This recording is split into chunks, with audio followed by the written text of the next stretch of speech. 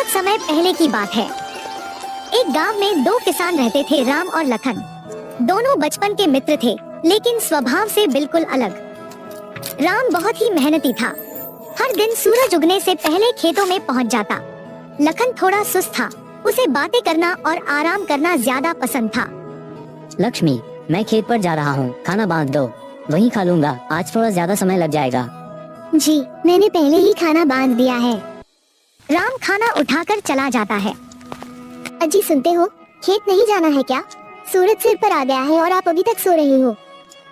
क्या हो गया भाग्यवान, सुबह सुबह चिल्ला क्यों रही हो? इतना आलस अच्छा नहीं। पूरे गांव में सबसे देर से हमारे खेत की फसल आती है, सब आपकी सुस्ती के कारण। लखन नहाकर खेत के लिए निकलता है। अरे राम भाई, सारा खेत आज ही जोत डालोगे क्या? कुछ कल के लिए भी छोड़ दो। बस थोड़ा सा बचा है, आज ही निपटा दूं, ताकि कल से बीज बो सकूं। राम खेत जोतता है, पसीना बहता है, लेकिन चेहरे पर संतोष है। धूप बहुत तेज है, थोड़ा आराम कर लेता हूँ, बाद में कर लूंगा। वह पेड़ के नीचे लेट जाता है।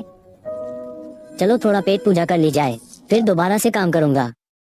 अरे, आज लक्ष्मी ने रोटी, सब्जी और धनिया की चटनी बनाई है।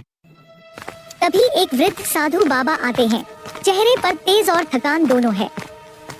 बेटा, बहुत भूख लगी है, कुछ खाने को मिलेगा क्या?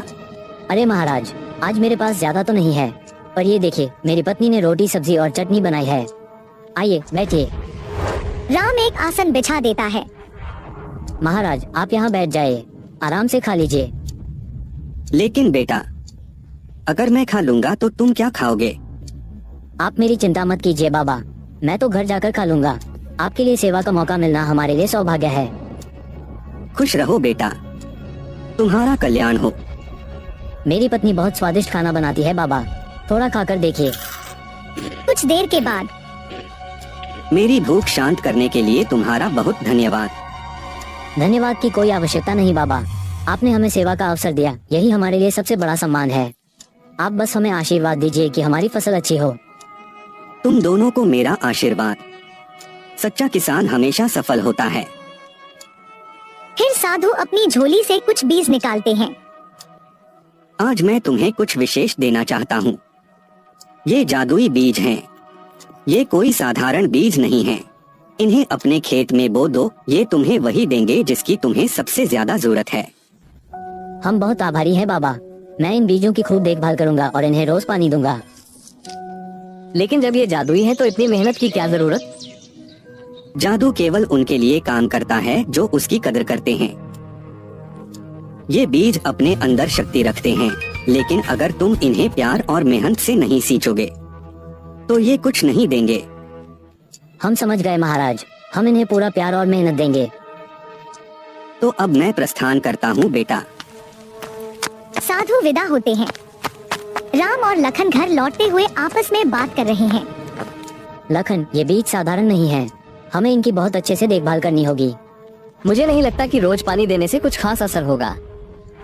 ये जादू है, खुद ही पल देंगे। नहीं लखन, बाबा ने साफ कहा था, प्यार और मेहनत के बिना कुछ नहीं मिलेगा। मैं कोई जोखिम नहीं लेना चाहता। राम और लखन अपने अपने घर पहुंचते हैं और पत्नियों को सब बताते हैं। अरे, ये तो बहुत अच्छी बात है।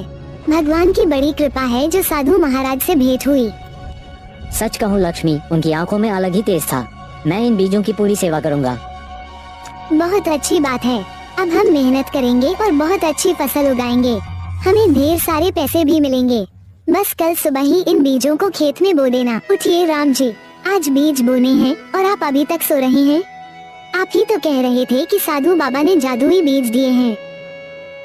उठ रहा हूँ भाग्यवान, मुझे सब याद है। तुम बस रोज रोज याद दिलाती हो, इसलिए लगता है भूल गया हूँ। इतनी बेफिक्री से सो रहे थे, मुझे शक हो गया था। चलो जल्दी नहा लो, मैं खाना लगाती हूँ।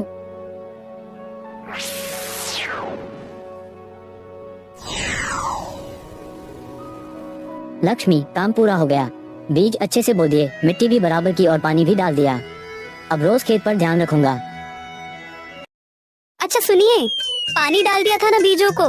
नहीं, आज नहीं डाल पाया, बीज बोने में ही दिन निकल गया। अरे, साधु बाबा ने साफ कहा था, रोज प्यार और मेहनत से सींचना होगा, वरना बीज अपना जादू नहीं दिखाएंगे। अरे भाग्यवान, जादुई बीज है, एक दिन में कुछ नहीं होगा। बीज चाहे जैसे भी हो, बिना मेहनत के कुछ नहीं उगता। अगली सुबह राम अभी तक सो रहे हैं। पार्श्व में हल्का सुखद संगीत। राम ने बीजों को बच्चे की तरह पाला, रोज पानी दिया, मिट्टी ठीक की, ध्यान रखा। लेकिन लखन ने सोचा, बीज तो जादुई है, क्या जरूरत मेहनत की, और आराम करता रहा। लक्ष्मी, देखो तो कितनी बड़ी बड़ी कद्दू उगे हैं, ऐसा तो पहले कभी नहीं हुआ। सच में, जैसे ही कद्दू तोड़े उसी जगह नए भी उगाए। ये बीज सच में जादुई निकले। लखन राम के खेत आता है। ये तो धोखा निकला, मेरे खेत में कुछ नहीं उगा। लगता है राम को असली बीज मिले और मुझे नकली। नहीं लखन, साधु बाबा ने हम दोनों को एक जैसे बीज दिए थे। बस फर्क इस बात में है कि मैंने रोज मेहनत की, पानी दिया, देखभाल की, और तुमने बस भरोसा किया, मेहनत नहीं की। अब समझ आया, बीज तो सच में जादुई थे, लेकिन जादू मेहनत से जागता है। काश मैंने भी ध्यान दिया होता। लखन खेत के किनारे बैठा पछता रहा है। तभी पीछे से आवाज आती है। लखन, अब समझ आया, असली जादू बीजों में नहीं, मेहनत में होता है। बाबा, गलती मेरी थी, अब मुझे सब समझ आ गया है। जब सीख मिल जाए तो मौका भी मिलना चाहिए। लो ये बीज, इस बार दिल से मेहनत करना। जी बाबा, इस बार मैं जान लगाकर मेहनत करूंगा। लखन खेत में मेहनत करता दिखता है। समय बीतता है। अब उसका खेत हरा भरा है, बड़े बड़े कद्दू लहराते हैं। राम भाई, देखो मेरी मेहनत रंग लाई, इस बार असली जादू हुआ। बिल्कुल लखन, अब तू समझ गया, मेहनत से बड़ा कोई जादू नहीं।